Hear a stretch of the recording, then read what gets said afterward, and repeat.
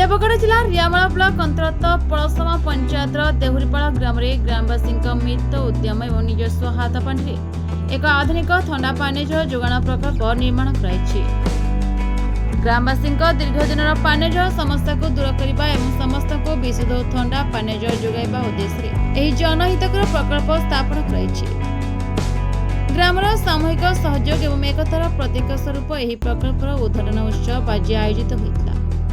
Grammar बहु संख्यक लोक उपस्थित रही महत् कार्यर साक्षी होते। ग्रामवासी सहयोग निर्मित यह प्रकल्प भविष्य में अन्य ग्रामगुड़िक एक आदर्श उदाहरण सृष्टि करे मत प्रकाश पाई। कार्यक्रम सभापति श्री रमाकांत लोहार एवं संपादक श्री रंजित कुमार प्रधान तत्वावधान में सफलतार सहित संपन्न होता।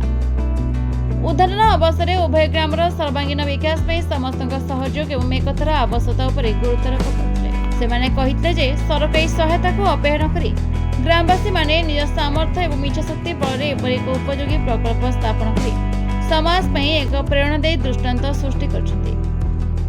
ग्रीष्म ऋतु में विशेषकर ठंडा एवं विशुद्ध पानीय जल आवश्यकता अधिक होता बेले यह प्रकल्प ग्रामवासी बेस उपकारी साब्यस्त होगा। यह द्वारा छोट छोट पिलांठारू आरंभ कर वयस्क व्यक्ति माने सहजे स्वच्छ एवं सुरक्षित ठंडा पानीय जल पाइपर।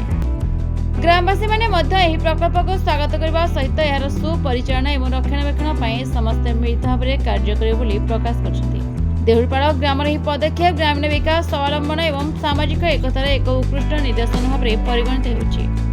ब्यूरो रिपोर्ट आरके खबर।